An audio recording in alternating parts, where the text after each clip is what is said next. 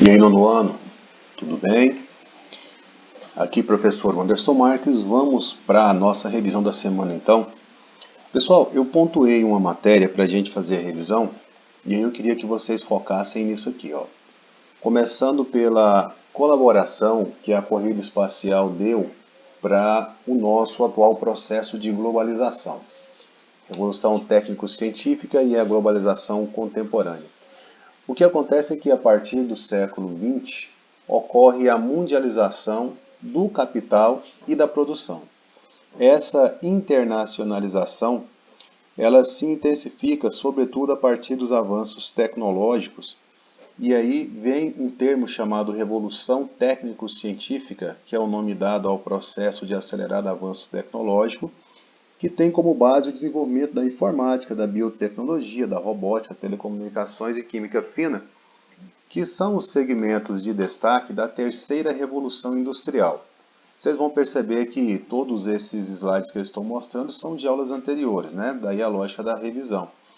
E aí, esse avanço na comunicação, esse avanço na robótica, esse avanço na química fina, pense em fabricação de medicamento em especial, nas telecomunicações, na informática, tudo isso é fruto de um processo evolutivo que vem acontecendo desde muito tempo atrás, mas que se consolida, sobretudo, com as colaborações que foram dadas ultimamente no campo da tecnologia e algumas delas em função da corrida espacial. Olha só, a corrida espacial durante a Guerra Fria contribuiu por meio dos satélites, para os quais o atual fluxo de capital, serviços e pessoas acabaram colaborando. A gente vê aqui, por exemplo, está errado aqui a escrita, né? Serviços. A gente vê aqui, por exemplo, intensificação dos meios de transporte aproximando lugares, uma intensificação dos meios de comunicação aproximando pessoas. Aí você vai perguntar assim, pessoal, mas o que tem a ver satélite com transporte? Bom, a gente sabe que muitas das viagens são feitas usando GPS. O GPS é um sistema de posicionamento global pautado no uso de satélites, por exemplo. O que tem a ver comunicação com satélite? Aí tem a ver tudo, né? Enfim, os satélites emitem sinais que alcançam os nossos aparelhos que usam a telecomunicação. A evolução do sistema de transporte encurtou distâncias de uma maneira jamais vista e permitiu que mercadorias fossem produzidas a milhares de quilômetros de distância de seu mercado consumidor. A evolução dos meios de comunicação aproximou pessoas, e aí eu posso falar de internet, telefone, televisão, essa coisa toda, e transporte e comunicação intensificaram e viabilizaram o que hoje nós chamamos de processo de globalização. Certo? Na medida em que o mundo está globalizado, que a Guerra Fria acaba e que existe um predomínio, por assim dizer, do capitalismo em escala mundial, a gente tem então o surgimento de uma ampliação dos mercados e o aumento da concorrência entre os países. É nesse contexto que vão surgir os chamados blocos econômicos. E aí, sobre blocos econômicos, o que é importante a gente revisar são os níveis de integração que a gente viu lá no livro, lá no passado. Esses níveis de integração começam com o primeiro estágio, que é a zona de livre comércio. Quando países combinam que vão estabelecer uma zona de livre comércio, como acontece no NAFTA aqui, no Mercosul ou na APEC, essa zona de livre comércio prevê a redução até a eliminação das tarifas alfandegárias entre os produtos que circulam entre esses países. É como se essas fronteiras desaparecessem para a circulação de mercadorias. Então, na zona de livre comércio, só mercadoria tem livre circulação sem imposto. Na medida que a zona de livre comércio é estabelecida e consolidada, vem o segundo estágio, chamado de união aduaneira. Na união aduaneira, além de praticar a zona de livre comércio, quer dizer, além de não cobrar imposto entre eles combinam que vão adotar uma mesma tarifa, uma tarifa externa comum, para produto que vem de fora. Por exemplo, a União Europeia tem união aduaneira, o Mercosul também tem, parcialmente, mas tem. Então você imagina que entre o Mercosul, os países do Mercosul não tem imposto, zona de livre comércio. Só que se algum país europeu quiser vender um produto aqui, ele vai ter que pagar o mesmo imposto na Venezuela, no Brasil, no Paraguai, no Uruguai ou na Argentina. Isso é o que é acordado. Quando eles combinam que vão cobrar o mesmo imposto de produto que vem de fora, isso é união aduaneira. O terceiro estágio, ele é chamado de mercado comum. Mercado comum é um acordo que tem zona de livre comércio, não cobram imposto entre si, que tem união aduaneira, cobram o mesmo imposto para produto que vem de fora. Porém, além disso, permite-se, no interior do bloco, livre circulação de pessoas, serviços, capitais. As pessoas, e aqui é o X a questão, elas podem ir de um lugar para outro como se estivessem em um país só. E claro, com as pessoas vão os serviços, porque são as pessoas que prestam os serviços. Ok? Para isso acontecer, a legislação trabalhista, fiscal e ambiental, ela deve ser o mais comum possível entre os países membros, já que pessoas vão circular e vão levar consigo suas profissões, né, suas empresas, enfim. No mercado comum, você vai pensar em livre circulação de tudo, inclusive de pessoas. A União Europeia é o único bloco que pratica isso. Então, nesse caso aqui, não tem imposto para mercadoria que circula entre eles. Eles cobram a mesma tarifa para a mercadoria que vem de fora e as pessoas podem circular livremente aqui. Tá certo? Esse é o mercado comum. O Mercosul não é mercado comum ainda, apesar do nome, né? Mercosul, Mercado Comum do Sul. O quarto estágio é chamado de União Política e Monetária, ou União Econômica e Monetária. Nesse tipo de bloco aqui, além de tudo que você já viu aí para trás, União Aduaneira, Zona de Livre Comércio e Mercado Comum, adota-se uma só política monetária e uma só moeda. Esse é o exemplo do Mercosul, que adotou o euro. E aí, nesse caso, eu tenho uma união política, econômica e monetária. No quinto estágio, eu tenho integração política econômica total. Pessoal, nenhum bloco chegou nesse estágio aqui, talvez a União Europeia lá na frente consiga. Por quê? Porque, nesse caso, além de ter livre circulação de mercadorias, capitais, serviços, pessoas, os estados, basicamente, eles continuam existindo, porém eles perdem soberania em favor de uma autoridade supranacional. É como se o presidente do bloco econômico tivesse maior autoridade sobre o presidente do país. Nesse caso aqui, haveria um parlamento eleito por todos os membros do bloco. É como se o Congresso Nacional do bloco tivesse membros de cada um dos países para legislar. Porém, o poder executivo, ele seria um poder soberano que teria autoridade sobre todos os países. Eu acho muito difícil um país abrir mão de sua soberania em nome de uma soberania externa.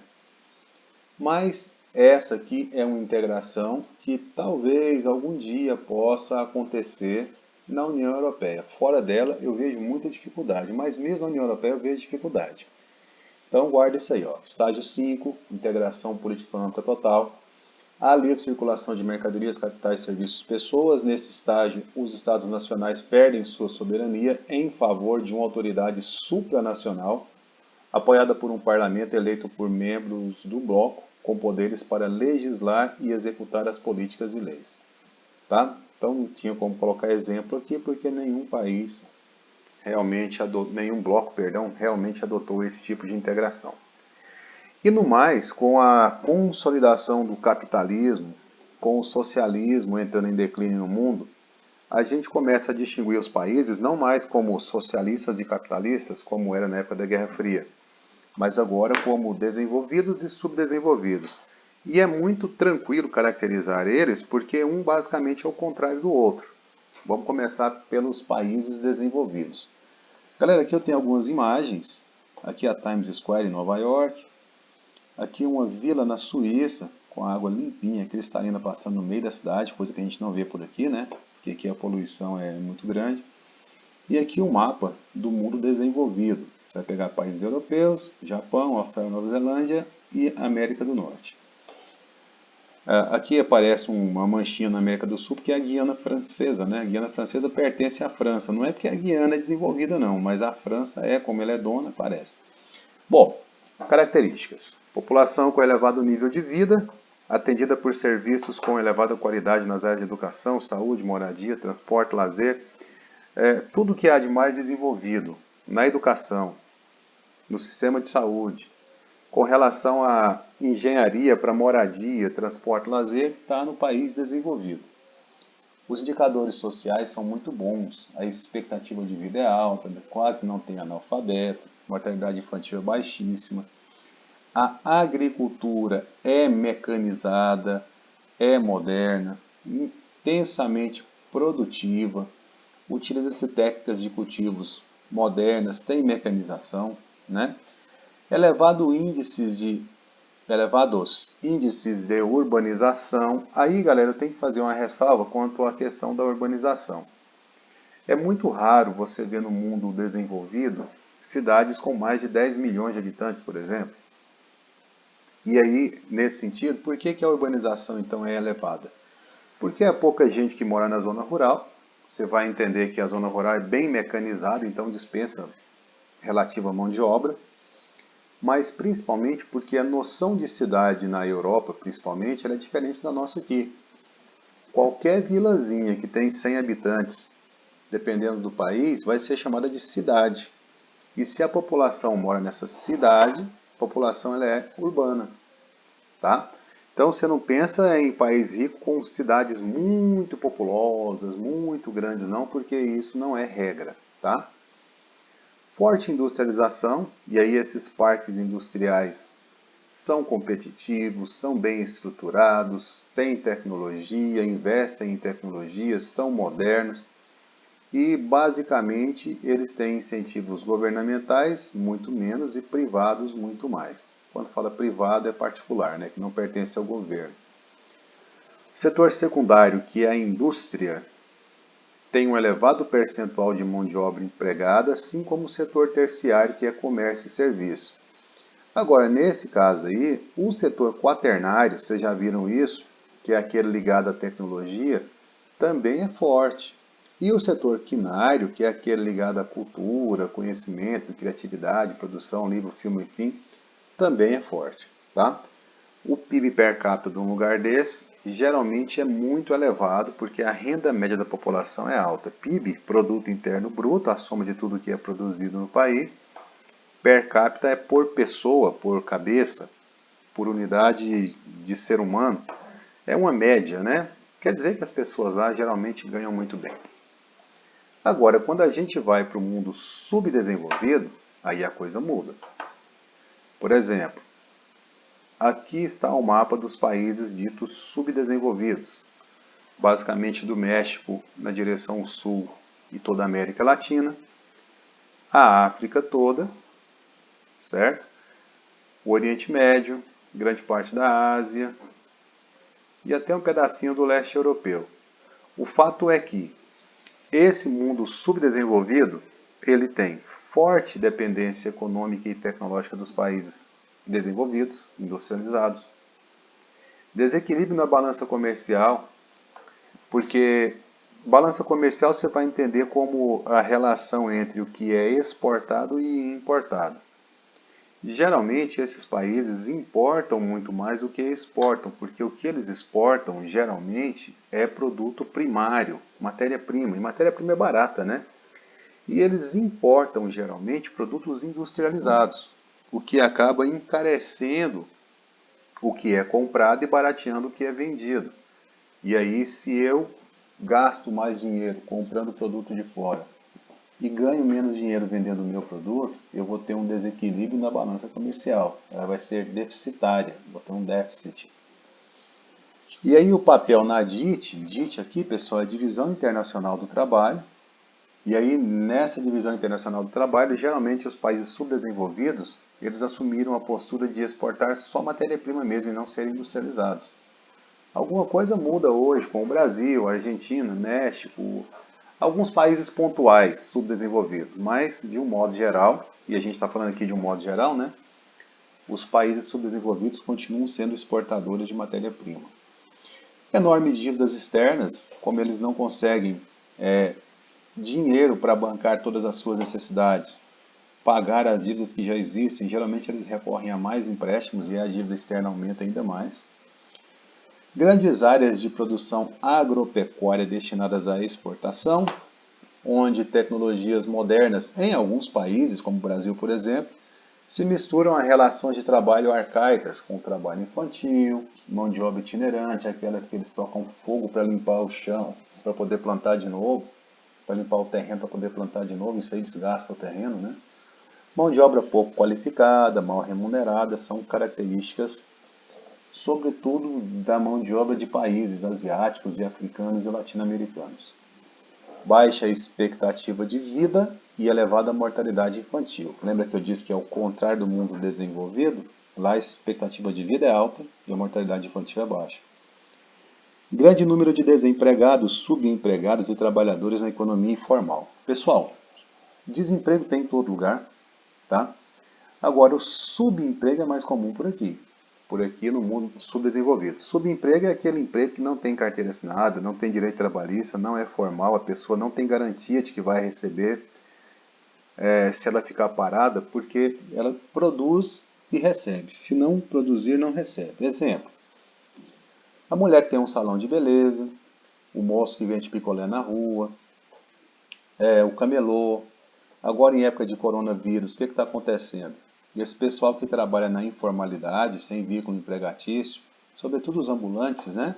Essas pessoas não estão podendo vender os seus produtos e, consequentemente, elas não têm renda. Se não tem renda, não paga aluguel, não compra alimento, não compra remédio, enfim. A situação é muito complicada. Nos países subdesenvolvidos, esse tipo de trabalhador ele é muito comum, tá? Justamente por causa do desemprego. Não tem emprego, a pessoa vai ter que se virar e tentar conseguir ganhar a vida de algum jeito. Aí ela parte para o emprego informal. Precariedade nos serviços básicos ofertados à população, resultando em baixos indicadores sociais. Aqui é o seguinte, a educação em país subdesenvolvido é fraca, a saúde é fraca, enfim, tudo aquilo que o Estado faz como serviço ofertado à população geralmente é de qualidade ruim. Os ganhos do setor primário predominam sobre os demais, já falei sobre isso. Setor primário é aquilo da matéria-prima, agricultura, pecuária, extrativismo. Concentração de mão de obra no setor terciário, sem, contudo, apresentar eficiência. Aqui é o seguinte, galera, o setor terciário pode ser superior ou inferior. O terciário é aquele onde se presta serviço, certo? O superior está associado à mão de obra que necessita de curso superior. Odontólogo, advogado, engenheiro, médico. O inferior está associado à prestação de serviços sem precisar ter curso superior. Manicure, motorista, encanador, camelô, flanelinha, quem vende churrasco na esquina, o ambulante. E nesse sentido aí, predomina o segundo exemplo que eu dei, esse de mão de obra terciária inferior, tá? Prestação de serviço inferior. Setor quaternário, ligado à tecnologia, ou quinário, ligado à questão cultural, enfim, pouco expressivos ou inexistentes. Por quê? Porque no mundo subdesenvolvido predomina o setor primário, tá? Aqui algumas paisagens do mundo subdesenvolvidos, aqui notadamente favela, né? Essa imagem aqui, se eu não me engano, é da Venezuela, para vocês entenderem que não tem favela só aqui no Brasil. E aqui é uma vila, ali na região do Sahel da África, nessa região aqui, um pouquinho abaixo do Saara, para vocês perceberem um lugar sem saneamento básico, sem asfalto, sem infraestrutura adequada, mas com pessoas vivendo ali. Então, galera, a ideia dessa aula foi justamente a gente fazer uma revisão sobre aspectos que eu julgava ser importantes e que contemplam a matéria do que está a vir por aí. Espero que vocês olhem isso aí com atenção. Vou passar uma atividade baseada nessa videoaula aqui, enfim, nessa revisão toda. E a gente se vê ao vivo aí na próxima oportunidade, tá certo? Grande abraço para vocês, tudo de bom.